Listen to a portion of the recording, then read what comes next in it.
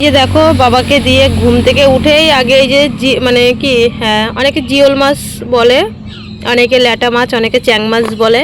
এই দেখো এই মাছগুলো আনিয়েছি, 2 দিন হয়ে যাবে আমাদের। ছোটই বেশি, বড় মনে হয় 2-3টে বড় আছে। যাই হোক, মানু বলছে এত কেন এনেছো, এই মাছে কাটা খাবো কি করে। আমি বলছি তোকে বড়টা দেবো, দাদু আর আমি। দাদু তো এমনিই মাছ খেতে পারে না, মানে কাটাওয়ালা মাছ খেতে পারে না। মানু তাও বেছে বেছে খেতে পারে, কিন্তু বাবা তো খেতেই পারে না। তা আমি বলছি থাক, তুই বড়গুলো খাস, দাদু হচ্ছে তো এমনি মাছ খেতে পারে না, দাদুই এনেছে আর কি করা যাবে। বেশি নিয়ে এসে জ্যান্ত করে রেখে দিলাম, 2 দিন হয়ে যাবে আমার, মানে হয়ে যাবে 2 দিন। পেঁপে দিয়ে আর কাঁচকলা দিয়ে, আজকে কাঁচকলা দিয়ে করবো, কালকে পেঁপে দিয়ে করবো। আজকে পেঁপে ঘরে নেই। সুপ্রভাত আমার প্রিয় পরিবার, তোমরা সকলে কেমন আছো? আসলে সকলে ভালো আছো, আমিও মোটামুটি আছি। তো এখন বাজে 8টা। ওইদিকে চা খেয়ে মানু আজকে অনেক সকালবেলা উঠে গেছে, মানে 2-3 দিন ঠিক করে তো পড়তে পারিনি শরীর খারাপের জন্যে। কালকেও আমি বললাম বেশি রাত জাগতে হবে না, শুয়ে পর, সকালবেলা উঠে পড়বি। তো ও অনেক তাড়াতাড়ি উঠে গেছে। ও মানে বিরাস করে চা দিয়েছি, ও চায়ের কথা মনেই নেই, ঠান্ডা হয়ে গেছে, চা খাইনি। এখন ডিম সিদ্ধ দেবো। তো মানে পড়ার চাপ আর কি বেশি, আজকে 3 জায়গায় পড়া। তাও ঘুম থেকে উঠেই পড়তে বসে গেছে, এখনও বিছানা গুছাইনি, নিচে পড়তে বসে বললো মা বিছানাটা গুছিয়ে দাও। তো ভিডিওটা কন্টিনিউ দেখতে থাকো, আশা করি ভালো লাগবে। আর মানুকে প্রায় আজকে ও শরীর থেকে রক্ত বের করার পরে ওকে একদিন একটা ডিম খেয়েছিল, তারপর আর দেওয়াই হয়নি। ও 2 দিন ধরে বলছে, মানে এই শরীরটা গরম হয়ে যাওয়ার কারণে, যদি গরম হয়ে যায় যদি, তো এই কারণেই ওকে ডিম সিদ্ধ টিদ্ধগুলো দিচ্ছিলাম না। কালকে দুধও দিইনি, সন্ধ্যেবেলা মুড়ি আর শশা দিয়েছিলাম। তো আজকে ডিম সিদ্ধ স্টোভে করলাম। তো এখন কটা গরম গরম ভাত করি, 3বারই রান্না করব উনানে, আমার বেশ জ্বালানি আছে, উনানে রান্না হচ্ছে। আর গ্যাসের বইটাও খুঁজে পাচ্ছি না, গ্যাস অফিসেও যেতে পারছি না, জানি না কবে গ্যাস দেবে। তো যাই হোক, ভিডিওটা কন্টিনিউ দেখতে থাকো, আশা করি ভালো লাগবে। চলো তো এবার শুরু করি। চাটা তো অনেক আগেই খাওয়া হয়ে গেছে। ওইদিকে স্টোভে একটু ভাত বসিয়ে ধুয়ে এসেছি সকালের জন্যে, আবার দুপুরে রান্না করব, কিন্তু গ্যাস অফিসেও যেতে হবে। সমিতি নিয়েও একটু ব্যস্ত। আগে যদি বুঝতে পারতাম যে এত ঝামেলা হবে, তাহলে আমি রান্নাটা একবারেই করতাম। কোথাও গেলে না একবারেই রান্নাটা, যেহেতু গ্যাস নেই উনানে আর গেলাম না, স্টোভেই করলাম। তো মানু দেখো নিচে পড়তে বসেছে, আর এই যে আমার বিছানা গোছানো হয়ে গেছে, ওইদিকে ভাতও হয়ে গেছে। কারণ মানু খেয়ে পড়তে বসবে, আর আমিও চলে যাব। মাস্টারমশাইরা আসার আগেই আমি বেরিয়ে যাব, কারণ একটাই ঘর তো, পরে মানে চেঞ্জ করতে একটু অসুবিধা হয়। তো এর জন্য বললাম বাবা তাড়াতাড়ি খেয়ে নে। এই দেখো এইদিকে একটু বেগুন ভাজলাম গরম গরম, আর এইদিকে ডিম আলু। মানু একটা ডিম খেয়েছে, আর একটা ডিম আছে, ওটা দিয়ে একটা আলু সিদ্ধ দিয়েছিলাম, একটু পেঁয়াজ ভেজে নিলাম, ওটা দিয়েই মাখবো। মানু বলছে মা এইভাবেই মাখো, ভালো লাগছে। আসলে সত্যি কথা বলতে, মানুর এই জ্বরটা হট করে আসার পরে ও কিছুই খেতে পাচ্ছে না। খুবই মানে হয়তো 21 কেজির থেকে আবার 20 কেজি হয়ে গেছে, খুবই দুর্বল হয়ে গেছে। আর একদমই খালি বলছে যেটাই খাচ্ছি মুক্তি, তো যেটাই রান্না করছি মুক্তি। তো বলছে তোমা রান্না করছো তিতো কেন? আমি বলছি যে তিতো না রে বাবা, তোর মুখটাই তিতো হয়ে গেছে এক জ্বরেতে, মানে এমন এক জ্বর আসলো। তো বাবার এই যে ভাত বেড়ে দিলাম, মানুকে ভাত দিলাম, আমিও এক মুঠ খেয়ে একবারে রেডি হয়ে গেলাম। বন্ধুরা এই যে আমি রেডি হয়ে নিলাম, এখন যাব গ্যাস অফিসে। গ্যাসের বইটা একদম সামনেই ছিল, আমি খুঁজে বেড়াচ্ছি, তারপরে শোকেসে যেয়ে হাত দিয়েছি, দেখি একদম সামনে রয়েছে। যাই, আমি ওর বাপিকে বললাম কি যে গ্যাস কি এখান থেকে বুক করবো, মানে যারা আমাদের গ্যাস দেয়।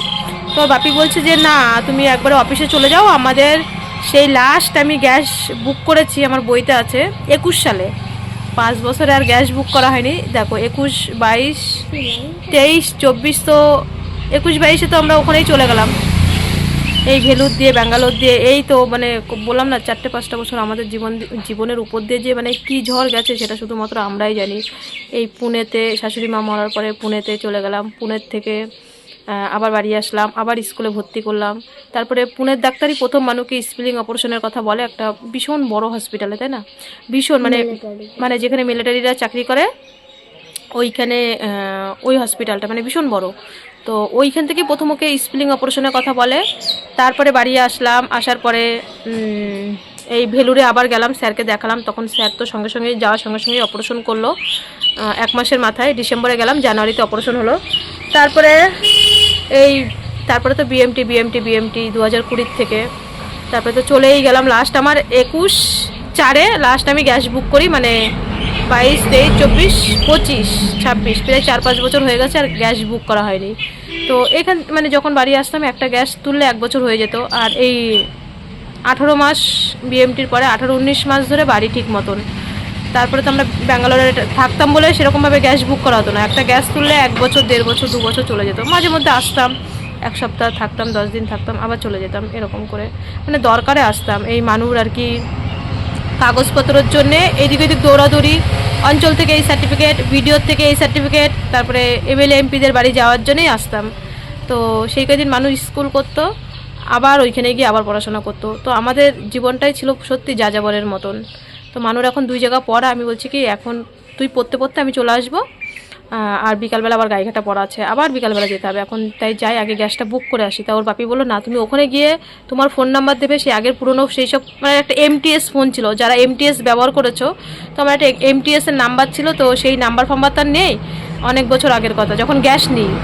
তো ওর বাপি বললো তুমি ওখানে গিয়ে একবারে ডাইরেক্ট বুক করো। তো চলো যাই। তো এই দেখো গাইঘাটা গ্যাস অফিসে এসছি, প্রায় 1 ঘন্টা দাঁড়িয়েছিলাম। আমার পিছন দিয়ে আরও লোক হয়ে গেছিলো, এত লাইন। সেই 10টায় মানে সঙ্গে সঙ্গে না অটো পেয়ে গেছিলাম রাস্তায় উঠেই। আর এখানে প্রায় বেরোতে বেরোতে আসতে 10 মিনিট লেগেছে, 11টা 10-15 হয়ে গেছে। 1 ঘন্টা লাইনে দাঁড়িয়েছিলাম, কিছু করার নেই, কারণ এই মুহূর্তে না সবারই এখন মানে গ্যাসের সমস্যা নিয়ে এত ভিড় হচ্ছে। অরিজিনাল ডকুমেন্টস লাগবে। আরে এই ঘোষ এসেছিল, আমি ক্যান নিয়ে চলে গেছি দৌড়ায়। পরে কিসে দুধ রাখছিস? হ্যাঁ, আরে বলিস না, মানে গ্যাস অফিসে যাচ্ছি তো, এবার তোমাদের সাথে কথা বলতে বলতে দেখি অটো চলে এসে, রমেন কাকা ছিল বুঝলি তো, রমেন আঙ্কেল। তো হচ্ছে এই দেখ ক্যানটা বের কর।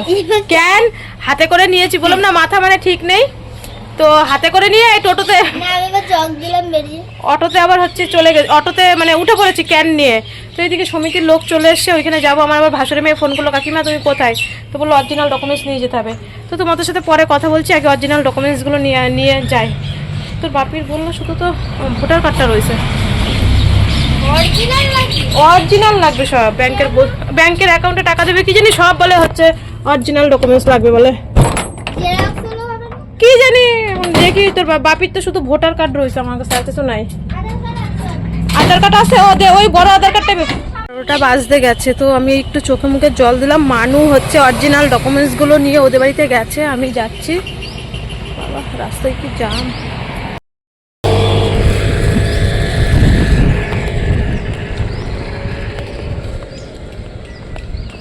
ওদি মেয়ে আইছে না, ও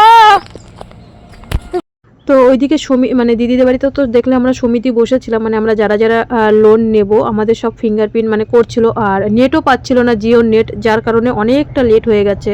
এদিকে মানুকে একটা মাস্টারমশাই প্রথমে ইংলিশ পড়িয়ে গেছে, তারপরে ওকে আর্টস পড়াতে এসেছিলো, আবার বিকালবেলা তো গাইঘাটা পড়া আছেই। তো আমার অনেক লেট হয়ে গেছে জানো না, রান্না করতে করতে আজকে, ওরও পড়াশোনা করতে করতে আমি বুঝতেই পারিনি যে মানে এতটা লেট হয়ে যাবে। না হলে আমি সকালবেলা একবারে রান্না করতাম, আর সকালবেলা জ্যান্ত মাছ কেটে রান্না করতে একটু লেটও হতো। এখন বাজে 2:40 বাজে। মানু ফোনে কথা বলছো দিদুনের সাথে। তো ওই মানু 2টোর সময় পড়িয়ে গেল, মানু স্নান করলো, আমি স্নান করেছি। দাদুকে বলছি স্নান করতে, এখনও স্নান করেনি, 2:40 বাজে। মানে কি বলতো, মাস্টারমশাই গেছেই 2টোর সময়, মানে তবু এসছে, বললো কি পড়া আছে জানি, আমার খেয়াল ছিল না। তো রিমিতে একবার ফোন করতে পারছি, তখন ও বলছে আমার মা হচ্ছে ফোন নিয়ে গাইঘাটা চলে গেছে, তারপরে সমিতিতে চলে গেছিলো, এর জন্য দাদা তোমার কাছে ফোন করতে পারিনি, মা ফোন নিয়ে চলে গেছিলো, তা ফোন করতে পারিনি। তো এসছে প্রায় তখন তোমার কটা বাজে, 1টা বাজে, আর গেছে প্রায় তখন 2:10 বাজে, এরকম সময় গেছে। তারপরে মানুষ স্নান করলো, আমি স্নান করে এসেছি, এখন 2:40 বাজে। আজকে এই সমিতি এখনও গাইঘাটায় পড়া আছে। আর আমি একটা চিন্তাই ভাবছি, মানে রান্নার সময় তাড়াতাড়ি করে রান্না করেছি, কারণ আমি ওই ক্যামেরা সেটমেট করতে গেলে লেট হবে। যেই মেয়ে 1টা-1:30টার মধ্যে খাই, সেখানে 2:30টা বেজে গেছে। আমি বলছি যে ওই গাইঘাটায় আমার মাথায় একটাই মানে বারবার যে আমি আনতে যাবো, এইটুকু আমার মনে আছে যে গাইঘাটায় আমার একবার গেছি, আবার যাব আনতে, কিন্তু আমি খালি ধুনছি বারবার যে মানে 3:30, এই 4টার থেকে পড়া 3:30টায় যাবে। আমি করছি আমি কখন ভিডিও পোস্ট করবো, কখন এডিটিং করবো, কখন খেতে দেবো। তবু যেই পড়া হয়ে গেছে, আমি বলছি কি এই মানু পড়তে যাবি কখন? 3:30টায় পড়া। বলছি কি না না, আমার আজকে 6টার থেকে পড়া, 5:30টার সময় বেরোবো। আমি বলছি বাবা রক্ষা, আমি মানে বলছি কি কখন মানে খাইয়ে দিয়ে ওকে আমি পাঠাবো পড়তে। তারপরে যেগুলো মা আমার 5টায় পড়া, আমি তখন এই 6টায় পড়া, 5:30টায় বেরোবো। আমি বললাম তাহলে নিশ্চিন্তা। তাহলে খাওয়া দাওয়া করি ধীরে সুস্থে, তাহলে ফল টল দিতে পারবো। এমনি আজকে লেট হয়ে গেছে, পড়ার জন্যও লেট হয়েছে, প্লাস আমারও সমিতি সবটাই তো মেনটেন করতে হয়। সত্যি তাই ভাবি, মানে সবার কথাই। আজকে তো ওর বাপি প্রায় 10 বছর ধরে বাইরে থাকে, আর আমি একে তো অসুস্থ বাচ্চা, তারপরে ঘর বাইরে সবটাই নিজের করতে হয়, তো কাজ পড়ে থাকে জানো তো। এই যে গেছি সকালবেলা সেই 10টার থেকে, সমিতির থেকে 3 ঘন্টা লেট হয়ে গেছে। 3 ঘন্টা বাড়ি আসলে কতটা কাজ মানে করতে পারি, তো এইভাবেই আমার মানে কাজ পড়েই থাকে, মানে হয়ে যায় আর কি, লেট। তো এই হচ্ছে কথা। তো কটা খেয়ে নিই, তারপরে মানুষকে ফল দেবো, ভিডিও এডিটিং করবো, কখন ভয়েস দেবো, কখন পোস্ট করব। তো বন্ধুরা এখন বাজে 5টা 15, কারেন্ট ছিল না 4:30 থেকে, সেই ভিডিও পোস্ট করে হাওয়া ছুটছিল, কলপারে আমি সব বাসন নামিয়ে ধুয়ে এসেছি। এখন আবার একটুখানি কারেন্ট আসলো, তো 5টা 15 বাজে মোবাইলে হোয়াটসঅ্যাপে দেখলাম মাস্টারমশাই মেসেজ করলো যে যদি ঝড় হয়, মানে বৃষ্টিও হচ্ছিল, এখন থেকে আবার একটু বৃষ্টি হয়ে বন্ধ হয়ে গেল। বললো কেউ 5টা 40-এর আগে বেরোবে না বাড়ি থেকে। মাস্টারমশাই দেখলাম হোয়াটসঅ্যাপে মেসেজ দিল যে কেউ 5টা 40-এর আগে বেরোবে না, আকাশের পরিস্থিতি খুবই খারাপ। এবার হচ্ছে মানু ওই যে রেডি সেডি হয়ে দাঁড়িয়ে আছে, ছাতা নিয়ে রেডি হয়ে দাঁড়িয়ে আছে। ওই যে ছাতাও টাঙানো হয়ে গেছে, আমি ছাতা টাঙিয়ে রেখেছি। তো এখন দেখা যাক, মানে 5টা 15 বাজে, এখনও দেখুক। আমিও কলপারে বাসন মাজতেও যেতে পারছি না, এত মানে হাওয়া হচ্ছে। বেশি হচ্ছিল, এখন একটু কমেছে। এই একটা দিন আসলো, রোজ রোজ হচ্ছে ঝড় বৃষ্টি হবে।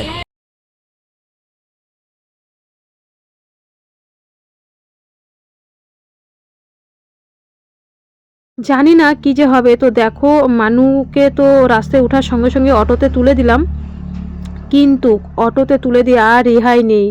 মানে সেকেন্ডের ভিতরে যেন না আবার ঝড় ছুটেছে। এদিকে আমার কলপারে বাসন টাসন রয়েছে, মাজবো, ওকে না তুলে দিয়ে আমি মাজতেও পারছি না। বারবার ওর দাদু বলছিল, আর একটু তো 19-20 হলেও দাদু খালি করবো যাওয়ার লাগতো না। আমি বলি কি না, এত টাকা দিয়ে পড়াশোনা করে, এমনিই তো ঠিক করে পড়াশোনা করতে পারে না, তার মধ্যে যদি আবার ছুটি হয়ে যায় তাহলে কি হয় বলো তো। তো এর জন্য না আমি পাঠিয়েছি, কিন্তু আমি বুঝতে পারিনি পাঠানোর পরে আজকে এত ঝড় বৃষ্টি হবে। তো মাঝখানে আমি মানে খবরে দেখেছিলাম, ওই যে 2-3 দিন আগে যে একবার ঝড় বৃষ্টি হলো, আমাদের এদিকে ঝড় বৃষ্টি হয়েছে, কিন্তু কলকাতার দিকে তো প্রচণ্ড নাকি শিল পড়েছিল। আর আজকে আমাদের এইদিকে হয়েছে। তো দেখো 5:30টার সময় মনে হচ্ছে কি পুরো 7টা বেজে গেছে, অন্ধকার হয়ে গেছে। আমি বাইরের লাইটটা ধরিয়ে নিলাম, এইদিকে আস্তে আস্তে হাওয়া হচ্ছে। আমি বাসন মাজছি তাড়াতাড়ি, ভাবছি কি মেয়েটা আসতে পারবে তো ঠিক মতন। মেয়েটা আমি তো আনতে যাব, তবুও মানে ঠাকুরকে বলছি, ঠাকুর তুমি 8টা 9টা অবধি ঝড় বৃষ্টি দিও না, আমি বাড়িতে মেয়ে মানুকে নিয়ে চলে আসি, তারপরে তুমি ঝড় বৃষ্টি দিও। আবার না দেখো দুপুরে রান্না করেছি, আবার রাতে রান্না করতে হবে, এই একটা চিন্তা। আর বুঝতেও পারিনি আজকে যে এতটা পরিমাণে বৃষ্টি হবে। আর পরের দিন তো সারাদিন বৃষ্টি হয়েছে, পরের দিনে তো ভিডিও করতেই পারিনি, বুঝতেই পারিনি, যার কারণে কাঠগুলো মানে একটা প্লাস্টিক দিয়ে আমি করতে পারিনি, ওই ঢাকতে পারিনি, সব জ্বালানি ভিজে গেছে। তো দেখো বাসনগুলো মেজে আমি ভাবছি মানুকে আনতে যাব, তার আগে না রান্নাবান্নাগুলো সেরে থুয়ে যায়, কারণ আস্তে আস্তে প্রায় 8:30 বেজে যায়। আর হচ্ছে এসে তখন রান্না করতে ইচ্ছা করে না, তো ভাবলাম রান্নাটা করে থুয়ে যাই, কিন্তু সেটা আর হলো না। মানে এই বাসন গোছাতে গোছাতে কারেন্ট চলে গেছে। প্রচণ্ড জোরে বৃষ্টি, যেমন সেমন হাওয়া। আমি এইদিকে মানে ঘরে জল পড়ছে সারা ঘরে, এইদিকে গামলা দেবো না ওইদিকে বালতি দেবো, এইদিকে বারান্দায় জল পড়ে ভেসে যাচ্ছে, আবার এদিকে মানুকে আনতে যাব, সেই একটা টেনশান। দেখো মানে বাসন গোছাতে গোছাতে এই যে কারেন্ট গেল, তারপরে আর কারেন্ট আসেনি জানো না। তাই মানে সেই রাত 10টার সময় কারেন্ট এসছে, এই যে এখন কারেন্টটা গেল, মানে 6টাও বাজে না, সন্ধেও দিইনি এখনও। আর এইদিকে জোরে হাওয়া ছুটে গেছে, বৃষ্টিও নেমে গেছে জোরে প্রচণ্ড। আর এইদিকে ভয়ও লাগছে, আমার শ্বশুর মানে আমাকে বলছে কি করে যাবি, কি করে যাবি।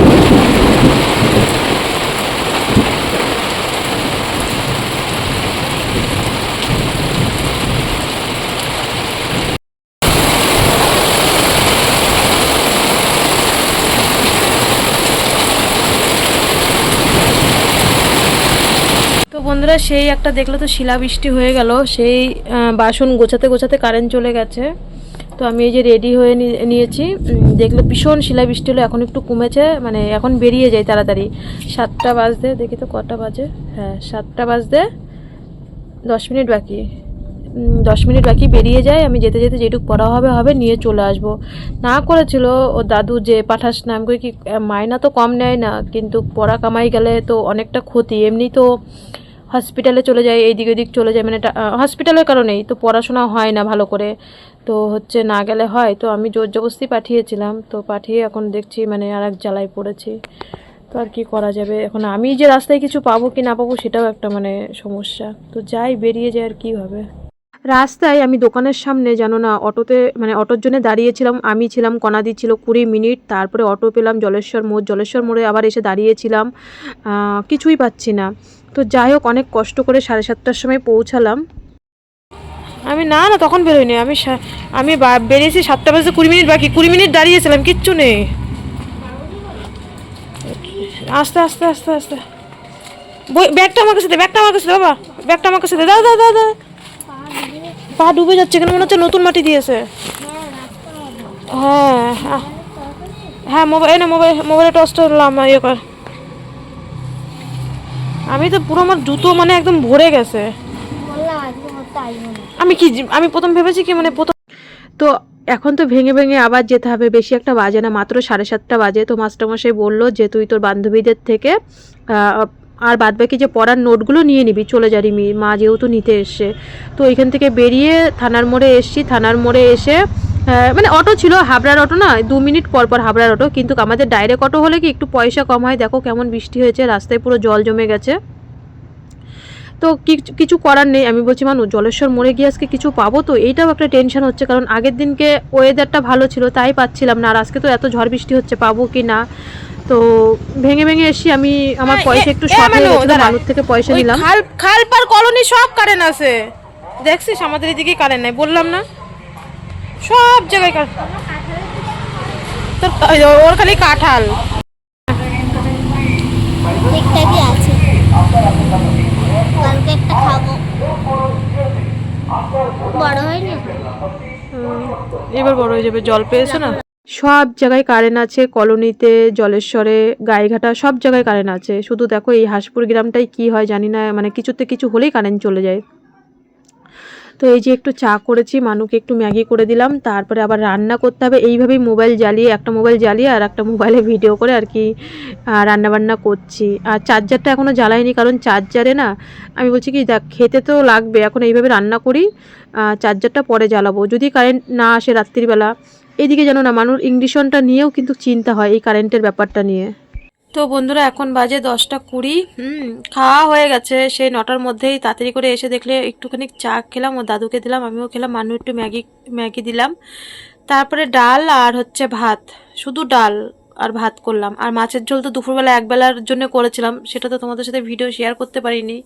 আজকে জানো না এতটা চাপ গেছে, এই দুইবার গাইঘাটা যাওয়ার সময় রাস্তার মানে আমাদের এই বাড়ির সামনে দাঁড়িয়ে আছি, একটা টোটো যাচ্ছে না, এমন টোটোতে উঠেছি, টোটো জানিস তো বাবা মানে এত বৃষ্টি হয়েছে আমাদের এদিকে।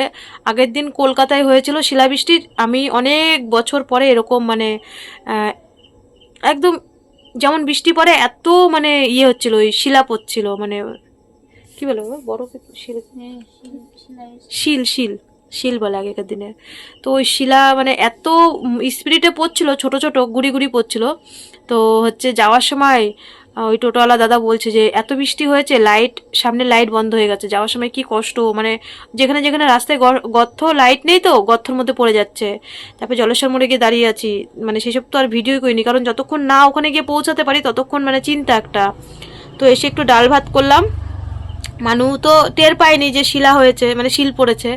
মানু আমি যে বললাম জানি শিল পড়েছে, বলছে তাই, বলছে হ্যাঁ, বলে মা কাঁঠালগুলো ঠিক আছে তো, ইঁচড়গুলো? আমি কি আরে মানুষ বাঁচে না মানুষের জ্বালায়, আর তুই কাঁঠালের চিন্তা করিস? দেখ গে মানে আমার যদি তোর মামার বাড়ি এরকম যদি হয়ে থাকে, মানে এই মাত্র শশা ওদের উঠছে কয়দিন ধরে, আমার বাবার বাড়িতে শশা ঝড়েতে গাছ মানে নষ্ট হয়ে গেছে। আমার বদ্দার কি মন খারাপ, মানে ভীষণ মন খারাপ, কয়দিন ধরে আগের ঝড়টাতে ওদের শশা গাছগুলো নষ্ট হয়েছে। মাত্র মানে ফসল, এখন তো শশার প্রচণ্ড দাম, নীল পুজো অবধি ওরা দাম পাবে। তো হচ্ছে দাদা বলে জানিস না আগের দিনে ঝড়ে শশা গাছ নষ্ট হয়ে গেছে, আর আজকে এই যদি এরকম শিল পড়ে প্রত্যেকটা শশা নষ্ট হয়ে যাবে, গাছ তো নষ্ট হবে, আর একদম ধরন্ত ফল মাত্র এসে জালি করা, তো নষ্ট হয়ে যাবে। আর ও কাঁঠালের চিন্তা করছে, কেউ মা কাঁঠাল গাছ ঠিক আছে তো? আমি কই কি আরে ঘরে একবার এই দিক দিয়ে জল পড়ছে, ওই দিক দিয়ে জল পড়ছে, আর সারা বারান্দায় জল পড়ছে, কোথাও দাঁড়াতে পারছি না, আর তুই কাঁঠালের চিন্তা করছিস? তো যাই হোক নিয়ে আসলাম।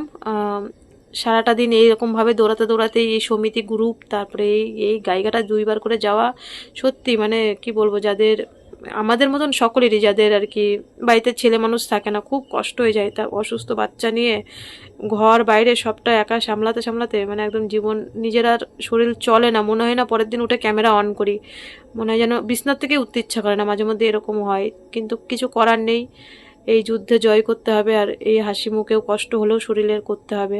মনে হয় যেন শরীরটা ফুলা ফুলা, কিন্তু ওই বলে না হিমোগ্লোবিন, মেয়ে বলে তো তুমি হিমোগ্লোবিন টেস্ট করো, দেখবে 8.4 মোর এরকম থাকবে। তো যাই হোক, সবাই ভালো থেকো, সুস্থ থেকো, কাল আবার দেখা হচ্ছে।